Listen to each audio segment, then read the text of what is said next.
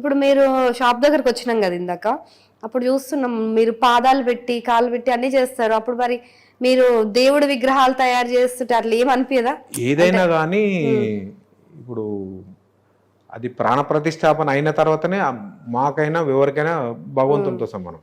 ఇప్పుడు ఒక శిల్పి ఒక రాతి శిల మీద కూర్చొని అయినా పని చేయాల్సి వస్తుంది, తప్పదు.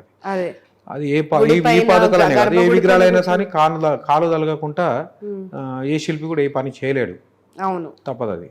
కాబట్టి కాకపోతే మీరు అన్న దాంట్లో కొంచెం వాస్తవం ఏముంటుంది అంటే, ఏ కళాకారుడు అయినా కానీ ఆ కళ కొంతమంది అనుకుంటారు కదా, వాళ్ళ కోసం అడుగుతున్నా, నాకు అర్థమైంది.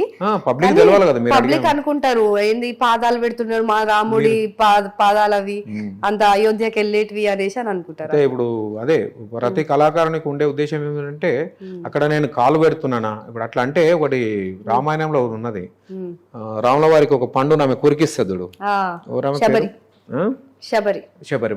శబరి మాత రాముల వారికి ఒక పండు ఇస్తుంది తినమని.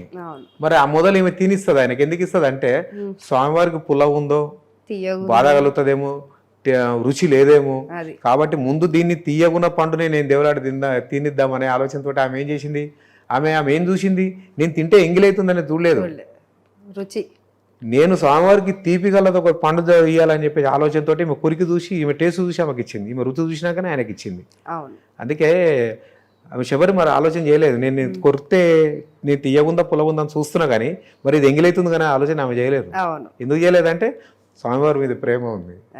పాదుకలు చేసినా ఏ విగ్రహం చేసినా అని ప్రతి కళాకారుడు, రాతి శిల్పి అయినా ఎవరైనా అని, ఈ పని కళాకారులే కదా, ఏ పని ఆర్టిస్ట్ అయినా సరే, ఏ ఆర్టిస్ట్ అయినా సరే అక్కడ ఉన్నది ఎంతవరకు కరెక్ట్ వస్తుంది అనేది ఆలోచన చేస్తాడు కానీ నేను ఎట్లున్నాను ఆలోచన ఏం చేయడు. నెక్స్ట్ ఇంకోటి వచ్చేసి కూడా ఇంట్లో నాకు ఎంత మిగులుతుందన్న ఆలోచన కూడా చేయడు. ఇది ఎంతవరకు పర్ఫెక్ట్గా సంపూర్ణంగా శాస్త్రోక్తంగా కుదిరితే దాంట్లో నాకు అంత పేరు వస్తుంది అనేది ఆలోచన చేస్తాడు కానీ ఇది చేస్తేనే ఎంత సంపాదించుకుంటాను ఆలోచన ఏ కళాకారుడు చేయడు. ఇంకోటి అటువంటి ఆలోచన చేసే కళాకారులు ఎవరైనా ఉంటే కూడా అది అంత ఇది ఉండదు, ప్రాధాన్యత ఉండదు దాని మీద.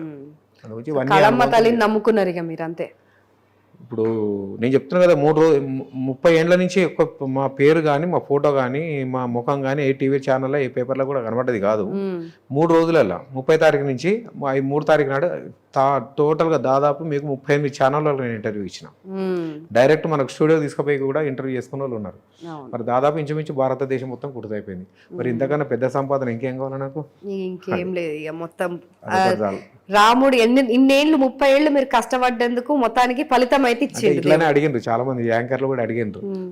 14 ఏళ్ళు ఆయన వనవాసం చేస్తే మేము 30 ఏళ్ళు చేపించిండు, తర్వాత మీరు రిలీజ్ అయ్యిండ్రని కూడా చెప్పారు.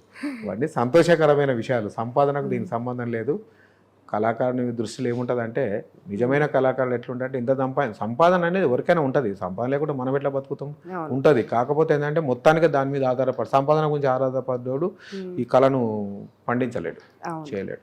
అండ్ మీ ఇంట్లో కూడా రాగానే అన్ని కళాఖండాలే కనిపిస్తున్నాయి. ఎక్కడ చుట్టూ చూసినా కూడా నా వెనకాల కూడా ఇది రథం మీరేనా తయారు చేసింది? సత్యనారాయణ వ్రతపీఠ కదా, ఎంత అద్భుతంగా ఉన్నాయి అసలు. ప్రతి ఒక్కటి ఒక యాంటిక్ పీస్ లాగా తయారు చేస్తున్నారు మీరు. అండ్ మీకు దగ్గర ఆ కళ ఉంది కాబట్టి శ్రీరామచంద్రుడే మీ దగ్గరకు వచ్చి మరి ఆర్డర్ చేసి తయారు చేసి ఏది గీసినా అదే వస్తుంటది, ఏది మాట్లాడినా అదే పదాలు వస్తుంటాయి. ఎందుకంటే మాకు నేను కుటుంబ సభ్యులతో కంటే ఎక్కువ మొట్టమొదలు మాకు మాతో పనిచేసే మా తోటి కళాకారులు, దాని తర్వాత వచ్చేసి గంటకు 2 గంటలకు ఒక ఫోన్ వచ్చేది మా కస్టమర్లు ఉంటారు. ఇక కొంతమంది రోజు ఏదో ఒక గుడికో 2 గుడికి పోతారు. మేమైతే రోజు 3-4 గుళ్ళకి పోతాము. అది మామూలే, మా వృత్తి అదే, తప్పదు. అది అదే అలవాటు ఎక్కువ మాకు. మామూలుగా ఇంట్లో ఉంటే ఎన్ని ఉంటాయి, 8 గంటలు 9 గంటలు ఉంటాం.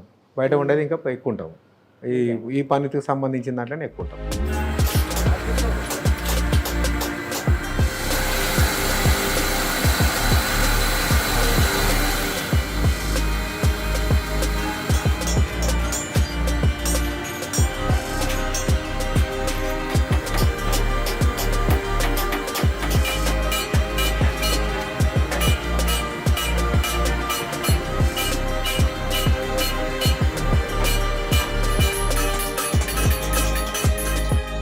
చాలా అదృష్టం చేసుకొని ఉండాలండి.